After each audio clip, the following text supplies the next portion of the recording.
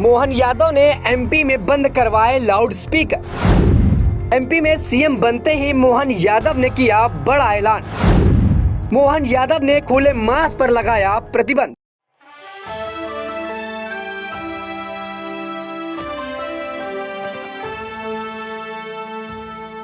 नमस्कार, आप देख रहे हैं नेक्स्ट 9 न्यूज पॉलिटिकल बाइट। मैं हूं आपके साथ आकाश त्रिवेदी।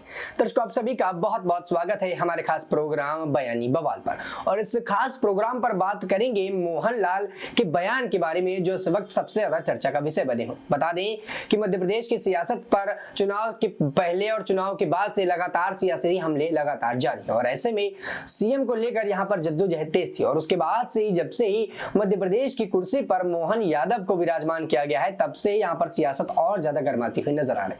बता दें कि मोहन यादव यहाँ पर सीएम बनने के पहले और सीएम बनने के बाद लगातार चर्चाओं का विषय बने। और उसकी खास वजह है मोहनलाल का पूरी रेस से बाहर होना।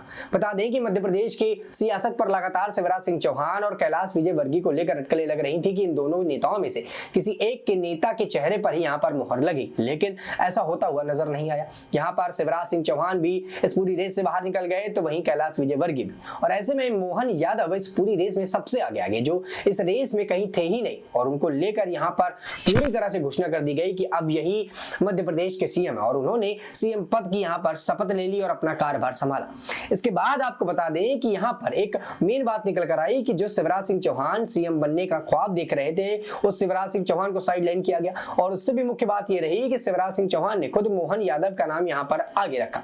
और ऐसे में अब जब मोहन यादव मध्य प्रदेश की कमान को पूरी तरह संभाल चुके, शपथ ग्रहण समारोह के बाद अब उन्होंने कार्यभार संभाला और उसके बाद उन्होंने अपना रंग जो है कहीं ना कहीं दिखाना शुरू कर दिया। बता दें कि राजस्थान की सियासत पर कुछ वक्त पहले एक विधायक का बड़ा नाम चर्चा में आया था, बाल मुकुंदाचार्य। और उनको यहाँ पर तूफानी बाबा कहा जा रहा था, अलग अलग नामों से उनको बताया जा रहा था। और उनकी भी एक चीज की मांग थी, मांस की जो दुकानें हैं उनको बाहर रखा जाए।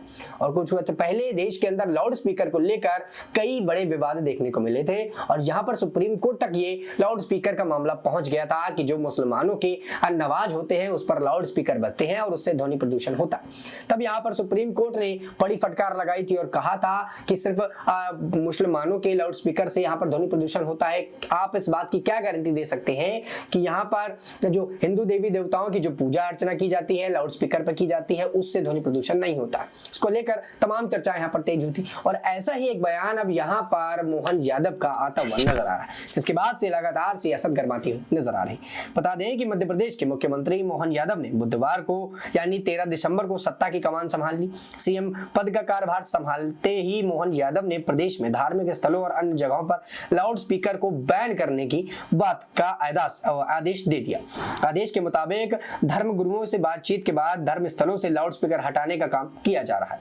वहीं आदेश से कहा गया कि लाउड स्पीकर में होने वाले शोर से इंसान को काम करने की क्षमता, आराम, नींद और संवाद का व्यवधान पड़ता है।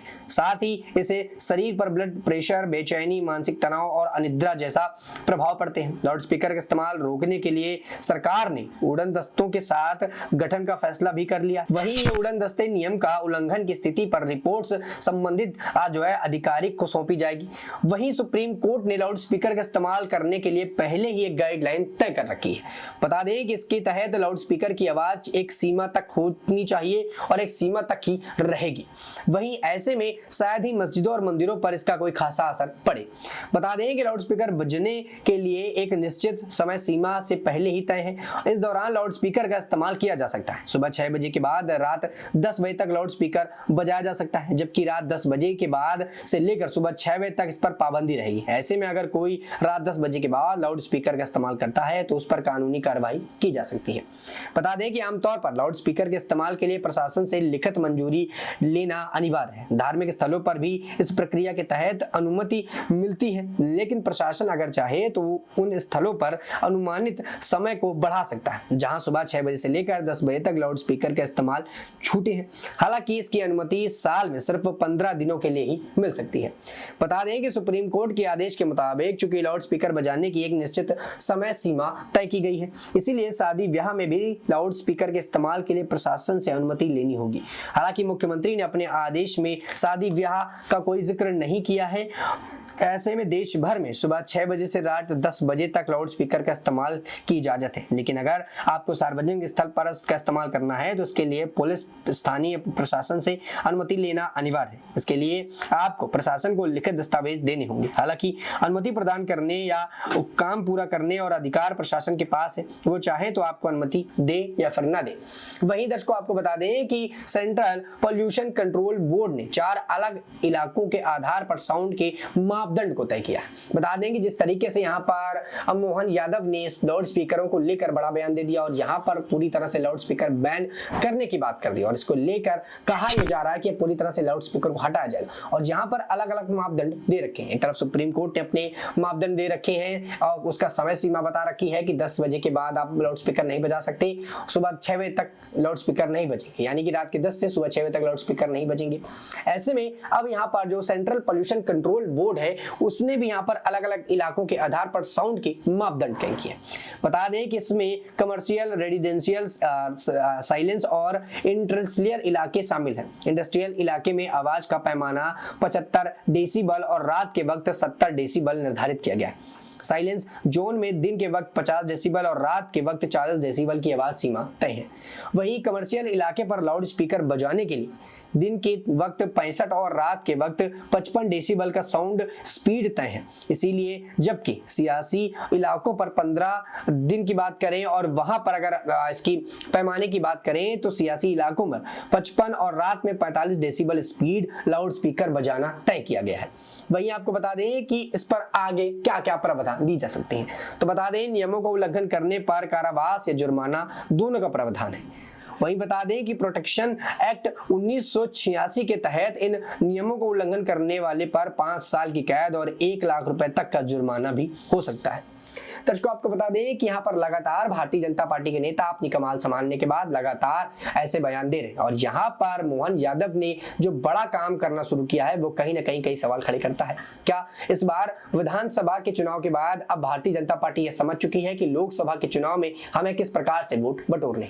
यहाँ पर मोहन यादव ने सबसे पहला जो कड़ा आदेश यहाँ पर दिया वो पूरी तरह से लाउड स्पीकर को लेकर दिया। अब दर्शकों देखना ही होगा कि आखिरकार जिस प्रकार से मोहन यादव ने बड़ा बयान दे दिया और यहाँ पर मोहन यादव के इस बयान के बाद से तमाम अलग अलग कयास लगाए जा रहे हैं। कुछ व्यक्तियों का मानना है कि मोहन यादव यहाँ पर जो आस्था है लोगों की उसके साथ खिलवाड़ कर रहे हैं, यहाँ पर धर्म जाति के नाम पर यहाँ पर जो है राजनीति करने की कोशिश कर रहे हैं और आने वाले समय में वो लाउड स्पीकरों को जैसे हटाकर कुछ विशेष समुदायों का यहाँ पर वोट बटोरना चाहते हैं। इसके बाद यहाँ पर जिस प्रकार से मोहन यादव ने कमान संभालते हुए पहला काम यही किया कि लाउड स्पीकरों को बंद किया गया और यहाँ पर पूरी तरह से इसको हटाने का काम भी किया जा रहा है। पैमाने यहाँ पर तय कर दिए गए हैं। यहाँ पर सुप्रीम कोर्ट ने कुछ वक्त पहले इसको लेकर अपनी टिप्पणी साफ कर दी थी। सुप्रीम कोर्ट का भी इस पूरे मुद्दे पर कहना था कि ऐसे में एक व्यक्ति जो हिंदू धर्म के आस्था से जुड़े हुए थे उन्होंने सुप्रीम कोर्ट के अंदर अपनी अपील की थी और अपील में कहा था कि मुसलमान जो यहाँ पर नमाज पढ़ते हैं उसकी ध्वनि प्रदूषण से यहाँ पर पूरा वातावरण प्रदूषित हो रहा है, इस वजह से उनको बैन करना चाहिए।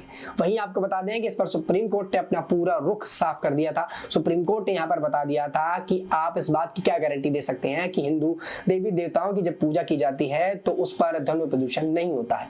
अगर आप इसकी गारंटी देते हैं तो हम उनके हटवा देंगे। हालांकि इस मुद्दे पर सुप्रीम कोर्ट ने अपनी पूरी तरह से जो बात है साफ कर दी थी। वहीं पर सुप्रीम कोर्ट ने कुछ कायदे कानून भी यहाँ पर तय किए थे जिसके तहत यहाँ पर जो समय सीमा है और जो समय अवधि वो भी बताई गई थी कि आप कब से कब तक यहाँ पर लाउड स्पीकर बजा सकते हैं और कब से कब तक यहाँ पर लाउड स्पीकर नहीं बजा सकते।